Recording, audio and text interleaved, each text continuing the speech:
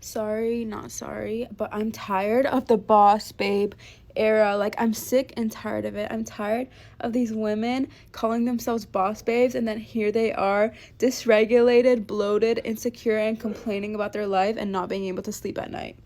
Every single boss babe woman I know is dysregulated. When you're dysregulated, you're disconnected. And when you're disconnected, you are not able to make the money that you want. You're not able to live the life that you want because you're not connected to your body. You are not connected to your truth. You are not connected to your authenticity. So what if I told you that you can actually make more money than ever, look hotter than ever, actually live your dream life that you've been saving on your Pinterest boards without burning yourself out, and you're actually regulated and tapped into your divine feminine energy? I'm hosting a free 3-day experience to help reset your nervous system and bring you back to your body. If you're interested, follow me on Instagram and send me a message, because that's where I'll be sending you the info. This may be an unpopular opinion, but I feel like so many more women are trading out like the independent, badass CEO woman heels who stay-at-home mums and wives because it makes us feel good. My husband gets like a way better person. Like, I'm not a cranky mean bitch anymore. I've been a stay-at-home mum and wife for 2 months now, and I'm a completely different person. Like, my stress levels are low.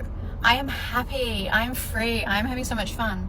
And if you're sitting behind this screen right now, whether you're a mum, whether you're married, and you're questioning yourself often, saying things like, this just doesn't feel right. This just doesn't feel like what I'm supposed to be doing with my life. I don't feel like I'm living in my purpose and who I'm meant to be. You're probably right. My independent CEO badass persona put herself to bed when my husband like really stepped into his masculine and just took the lead, became this ambitious, hardworking human being that I so love and respect, and started doing all the heavy lifting and the thinking and the acting, and just allow me to just show up. I'm telling you now, that independence, that fierceness, that doesn't exist with this kind of man. I thought creating that 6-figure business was like the peak, and once I hit that, I realized how quickly that meant nothing to me. Yeah, it was cool, did it. I'm stressed, like so stressed. This isn't who I want to be. And for anyone that, you know, is going after their career and absolutely loves what they do, like, don't stop, keep doing what you're doing. This is for the people who are sitting behind this screen going, I don't feel good. This isn't what I'm meant to be doing. I'm more than this. Like, yeah, you are, babe. I did not think my nervous system could be as calm as it is. I didn't think I could be as fun and free and confident and happy as I am. And being in my feminine and being this woman doesn't make me any less capable. It doesn't make me any less, you know, strong. And I just encourage you to like lean into that, especially if you've got kids. I think there's an expectation on stay-at-home mums that like that also means being the housewife, the slave, the cook, the cleaner. But no, being a stay-at-home mum means being the mum of the little person that needs raising. Being the mum alone is the full-time job. That's huge. You are gonna need help with the housework. But once the kids are in school, that's when you can really step in and take over the home and look after it and care for it. And like, he comes home to like a happy, fun, quirky wife. Because I'm not drained. So if you're feeling that and you have this beautiful husband that will just support every dream you have, and you want to just be a stay-at-home mum and a wife, go be that. And just give it a go. Give it a few months and watch and see how you change. 1, 2, 'Cause I'm a real tough kid. I can handle my shit. They said, babe, you gotta fake it till you make it, and I did. Lights, camera, bitch, smile, even when you wanna die. The boss babes are having feelings, big feelings. The corner office they fought for doesn't hug them back. The promotion doesn't rub their feet. The LinkedIn badge doesn't text them good morning. And the Girl Boss Playbook didn't include the chapter on what happens after you win the game alone. Let's read the chapter that got edited out.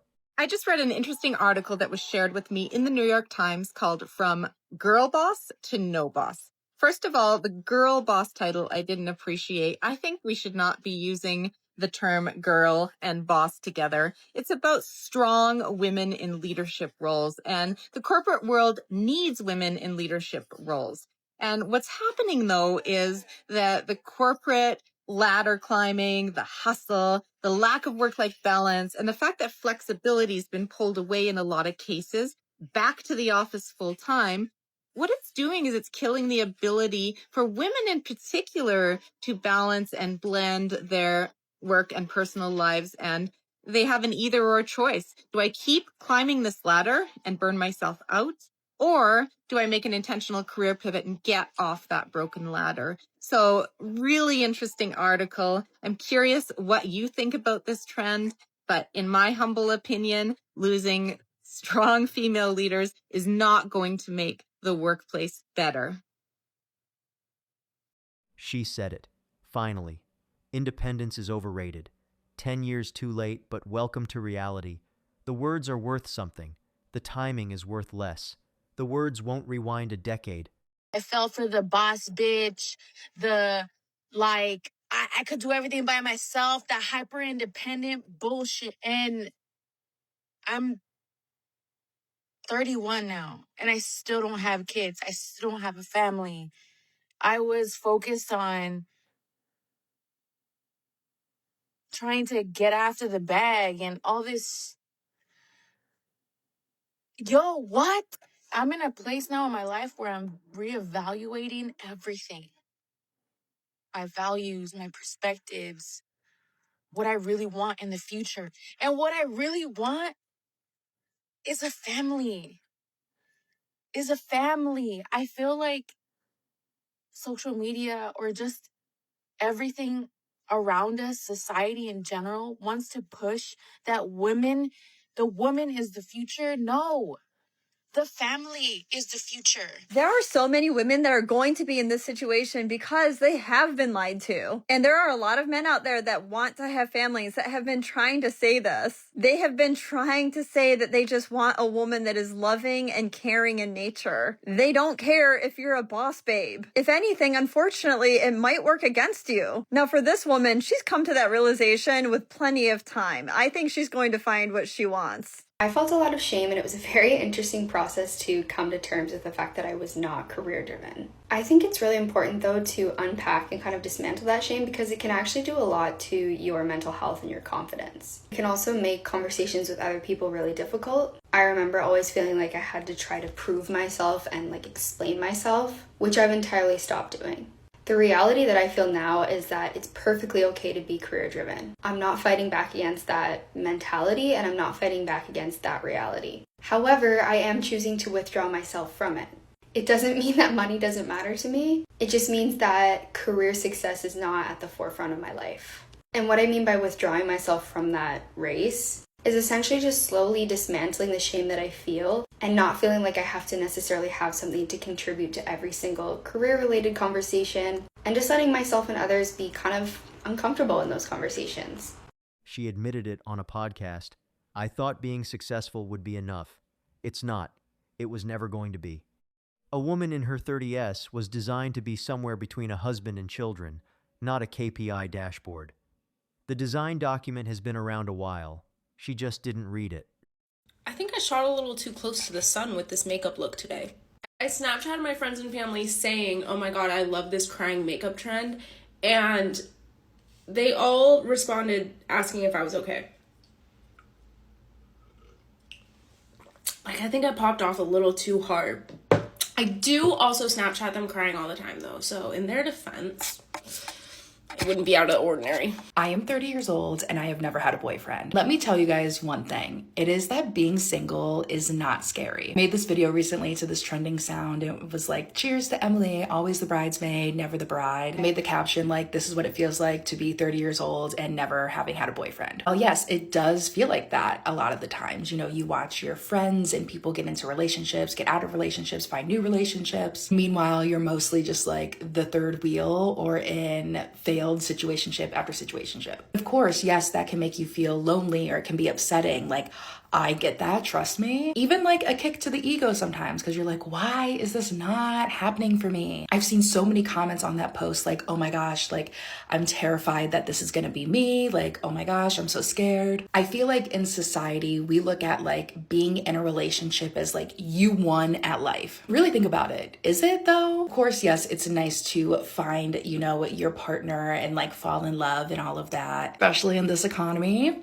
Financially, yeah. I still love my life. I have a great family. I have great friends. I've moved to where I wanted to move. I lived in Florida for 3 years. Now I currently live in Nashville. I have a job an okay job. Would I like it to pay me more? Of course. I'm able to spend money on myself and things I want to do. And yes, like I said, it can get lonely, but there's like a special type of like freedom that comes with being single. I think if you are single or, you know, are worried that you're gonna be single forever, like enjoy this time, because I do think that we'll all eventually find our person. Like I definitely am still optimistic about that. Take this time when you're single to like really learn about yourself. I truly believe if I ever was in a relationship like in my early 20s, I would not be the person that I am today. Growing up, I've always been kind of like a very big pushover. I honestly like don't think a relationship would have been healthy for me like at that time. Much more confident in myself now and like able to like stand my ground. Also just like knowing that I'm okay being alone is such like,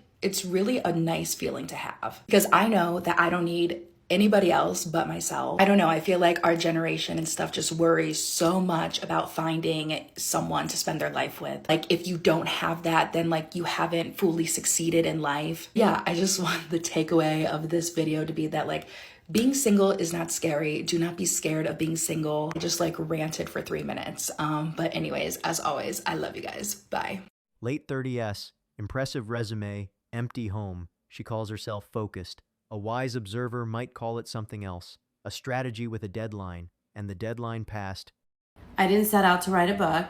I actually set out to articulate what most women feel. And in that process, I realized that I do need to write a book. So I wrote a book. While I was writing this book, I realized it wasn't just for all of you, it was more for me. It's called Rich Grandma Energy and the Death of the Girl Boss.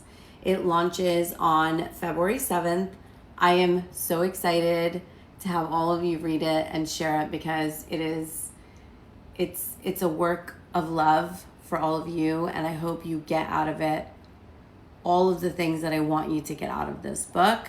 We were taught that exhaustion equals ambition, that rest is weakness, and that slowing down means that we're falling behind. That lie, it doesn't just burn women out, it keeps them dependent. And that's what the system wants. It keeps them striving instead of sovereign. This book, it's not about doing less, it's about earning differently. From a regulated nervous system, from a place of soft power, kind of woman who doesn't chase because access comes to her. If you recognize yourself in this or anything else I've done, all of my videos, all of it, you already know what to do. This launches February 7th. And I cannot wait to share it with you. The paycheck is excellent. The vacations are 5-star. The handbag collection could fund a small business. And none of it reaches the specific corner of her life that is genuinely, brutally empty. Money doesn't buy love. It also doesn't buy the version of herself that was still available at 24. The trad wife trend is a response to the failed girl boss movement of the 2010s, but maybe not in the way you think. The girl boss era was marketed hard to millennial women. It was this entire culture built around you can have it all if you just hustle harder and get like a CEO mug. But at its core, girl boss feminism pretty much just said, look, white women can patriarchy too, while doing nothing to address the systemic barriers that prevent women from CEOing. Unpaid labor, a lack of paid leave, unaffordable childcare, wage gaps, white supremacy, misogynoir, capitalism. So when women inevitably burned out, the same system said, let's try to sell Gen Z women on the trad wife. And of course, at the same time, we're seeing a rollback of rights and the rise of white Christian nationalism, which pairs very well with this aesthetic. But the trad wife aesthetic's not gonna say that. No, it's gonna present itself as an alternative to hustle culture, slow living, domesticity, honoring your feminine and biology. Once again, it's doing nothing to address systems. So it's masquerading as a rejection of capitalism while operating in a capitalistic society. So it's really just convincing women to co-sign their own disenfranchisement. Because the real goal is to eliminate women's presence in public, political, and economic spaces. The trad wife movement and the girl boss era shared the same core flaw. They're selling an individual solution to a systemic problem. They never talk about dismantling the systems that oppress women in the first place. They just say, here's how you can live to find fulfillment inside of it, while having really nefarious ulterior motives.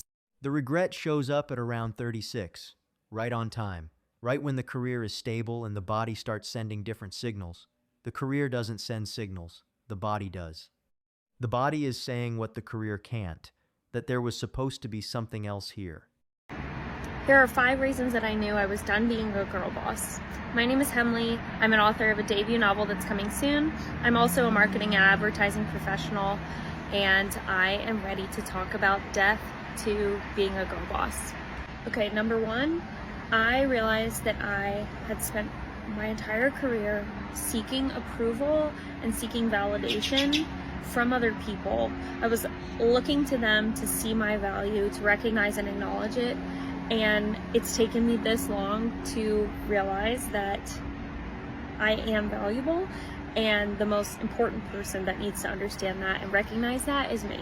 Number 2, it actually took me understanding all of my technical skills, my professional skills, things that made me unique as an individual, really understanding everything possible to know about myself, to really know that being at a desk for a 9-to-5 job is not fulfilling to me.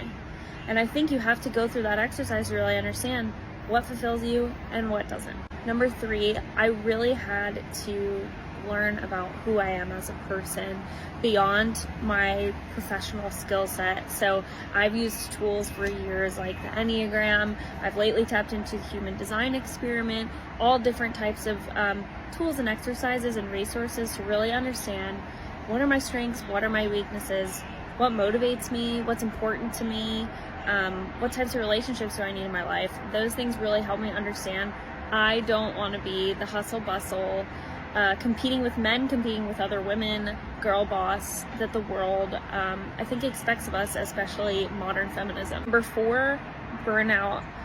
I started to feel burnout about a year ago, and this is after literally prioritizing above everything, above my marriage, above my relationships, above all my hopes and dreams, like anything that I wanted, being a future mother, all of that. I put the number 1 priority in my life was climbing the corporate ladder and being the most successful person I could be in my career. And that really burned me out, because at the end of the day, getting more money, getting more promotions, getting in the right job, being seen in front of the right people, those are not fulfilling, and they left me feeling very empty. And number 5, this is a tough one for some people, but feminine culture, at least modern feminism, has been really difficult, and I've struggled with it. And I think it is a comparison trap. It's wanting to do, it's turned us into like competitive people with one another instead of it started with this competition between women and men, and then now it's even evolved into competition with other women, and I have found myself lacking really authentic, deep female relationships in my life, and I'm ready for more of that. I'm ready to start being more feminine, to be in the soft girl era of my life and really lean into things that actually fulfill me, creative indulgences that make me feel good. Things that I love to do, like cooking or walking or writing, and not just putting all of my energy and all of my effort into trying to be a certain person in a job where I don't feel valued. Please follow for more, because I have tons to share on my experience, my book, and what really drove me to become this recovering girl boss. Girl boss culture sold a lie that was great for Instagram and terrible for biology. Climb the ladder was the pitch. Nobody mentioned the ladder doesn't lead anywhere. Nobody mentioned the top of the ladder is a window with a view of other women's families. Girl boss culture is so dead. There has been a cultural shift that nobody can deny, especially on social media, of women and their aprons, baking sourdough, caring for their husbands, talking about their dream of being a stay-at-home wife. It is no secret that women are embracing their femininity more and realizing that this whole lie that your career is everything and it's the most important thing in your life was exactly that. It was a huge lie. And I'm just going to speak on personal experience. When me and my husband first got married, like literally a week later, we moved to a bigger city. I started a business there, and it was hustle. I was on my laptop until like 2 a.m. marketing just to get like 1 client. It was a grind. I'm grateful for it. I did well. I hustled. I built something. And then my husband got an incredible job opportunity back in our hometown. So we booked it back to our hometown and just kind of let God lead. Within 2 weeks of us being back here and me not having my business anymore. At that point, I was kind of a stay-at-home wife and I was posting content here and there. I swear to you, people that I went to high school with who I haven't talked to in years, or people who just don't know me that well, messaged me on Instagram constantly. And they were like, you look so freaking happy. It's insane. And even the people close to me were saying how happy I seemed and how healthy I looked and how like I had this glow. It is because I was able to let go of that hustle and that grind and that striving. I have a man who's providing for me. I'm not having to hustle every single day. I'm not having to stress over building a business. Obviously, I am a content creator now, but I feel like this job specifically flows with the feminine so well because you can create your own schedule. It's very flexible and you can fully express yourself with something like social media. There's no limitations at all. And so many other women on social media have been talking about this, how when they became wives and mothers, they realized that there is genuinely nothing more fulfilling. Unfortunately, in this society and in this economy, it is very hard to get by on one income, especially if you have kids. But if you are someone who thinks your career is absolutely everything and you are denying time with your husband, with your kids, with your family to focus on your career, I'm telling you, it will hurt you in the long run. She wanted it all. She got half. The good half, by her own measure. The half that shows up on a LinkedIn profile. The other half, the husband, the children, the actual home isn't showing up in search results because it isn't there. This may just be an unpopular opinion, but I feel like as a society, we are kind of fizzling away from the boss babe culture. Like, I feel like a lot of my friends are just models that I've worked with in the past or colleagues and things like that. They're just like, girl, I just don't want to work anymore. Like, they're moving out of the big cities. They're kind of settling down at a very young age. Like, I'm talking early 20s. They're like, I'm done. I don't want to work. I just want to be married. I just want to be a wife. And let me tell you, when I was in high school growing up, for like my entire life, the short life that I have lived, everybody was telling me, Savannah, you need to go get a college degree. You'd be great as a lawyer or a politician or a doctor, like just things, just bigger careers, because I am a passionate person. They would always tell me to have a big career like that.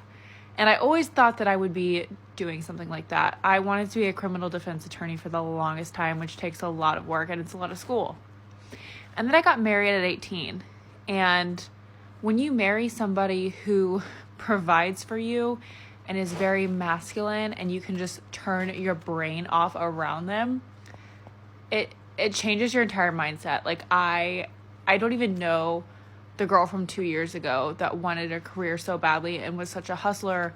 Not saying that I'm not a hard worker anymore and that I'm not driven, but when you get married to somebody who does all the thinking for you, it is so nice. And we moved to a bigger city when we first got married, and we ended up moving back home to our small town. And I'm just a wife. Like, I absolutely love it. I have such a good life this way, and I couldn't have imagined it in any other way. Applying to colleges and trying to figure out my career path was so incredibly stressful. It was so stressful. And so I think it's amazing that we're kind of shifting away from that. I'm not saying it's bad to be a boss babe, but I'm telling you right now, when you actually relax into your femininity and let somebody else take care of you, girl, life is so much better. The math is unforgiving. A man earning less than her feels unequal in the framework she was trained on. A man earning more than her is usually taken by a woman who wasn't chasing a title. She's stuck in a very narrow middle. The middle keeps shrinking. Whatever you do in your life, please do not be a girl boss. And take it from me as someone who was a former girl boss. So I graduated with a degree in electrical engineering from a top engineering program. I hustled so much in my early 20s because I was like, I want to make it. I want to reach the top of the corporate ladder. And it did work to a certain extent. Like, I worked at Spotify, I worked at Uber, and I worked at DoorDash as well. But in the process of being a girl boss, I kind of lost my sanity and my physical health was going to the trash.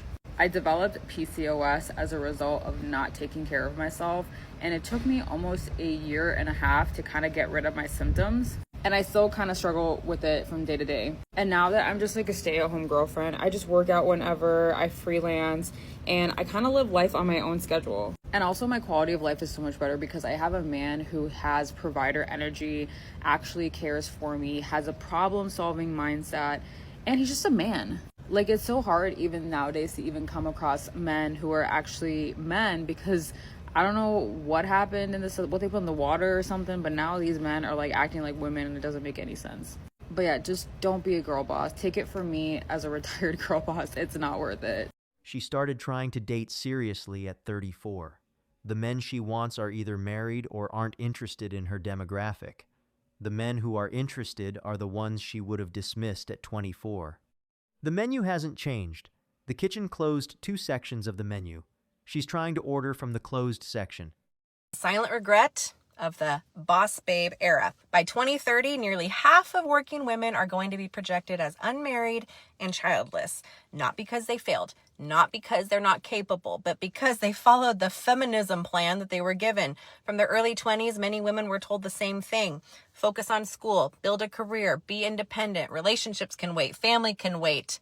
You have time. We've all heard that, right? So they listened. They worked the longer hours. They delayed the dating. They passed on good men because now is just not the time.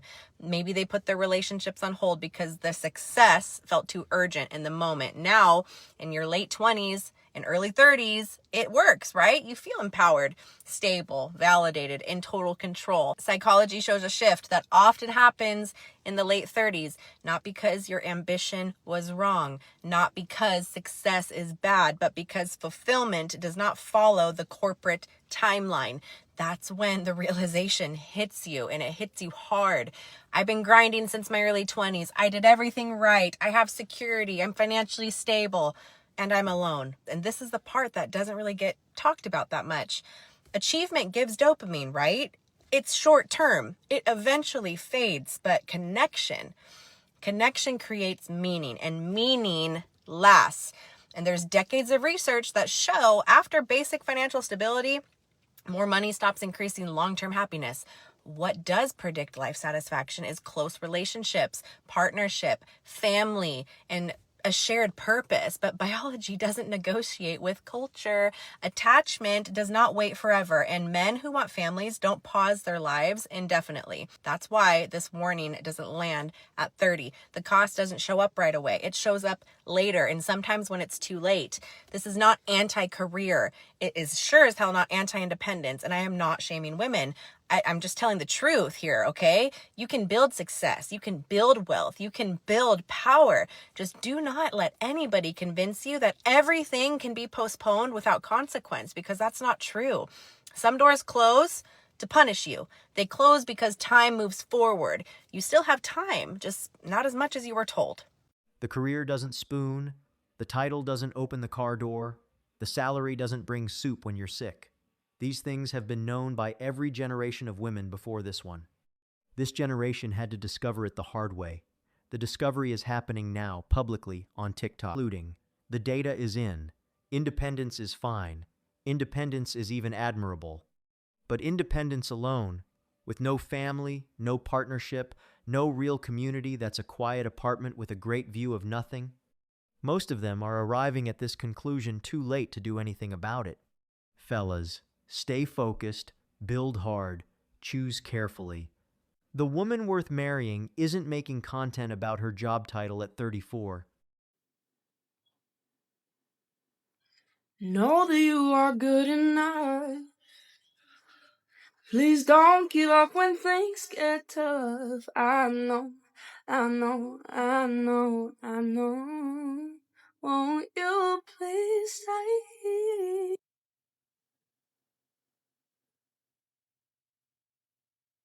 Sha la la la la la la. Uh-huh. I was down at the New Amsterdam. Down at this yellow-haired girl, Mr. Jones strikes up a conversation with black hair who make her dance. You know she dances while his father plays guitar. She's suddenly beautiful. We all want something beautiful. Man, I wish I was beautiful. So come dance in silence down through the morning. Sha la la la la la la la, yeah. Yeah. Cut up, Maria. Show me some of them Spanish dances and pass me a photo, Mr. Jones. Believe in me.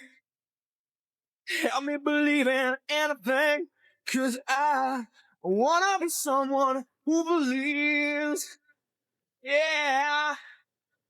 Mr. Jones and me tell each other fairy tales, and we stare through beautiful women. She's looking at you, oh no, no, she's looking at me, smiling in the bright lights, coming through in stereo, when everybody loves you.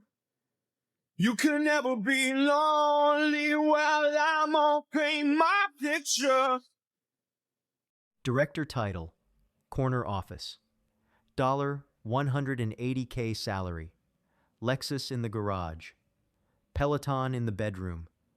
And she's sobbing on Sunday night because her apartment is quiet. The apartment was always going to be quiet. She just didn't hear it until the cheering stopped. Thanks for watching Male Imperium. Please show us your love by subscribing to the channel using the bell icon. We're also up for debate and some healthy banter, so don't forget to comment under the video.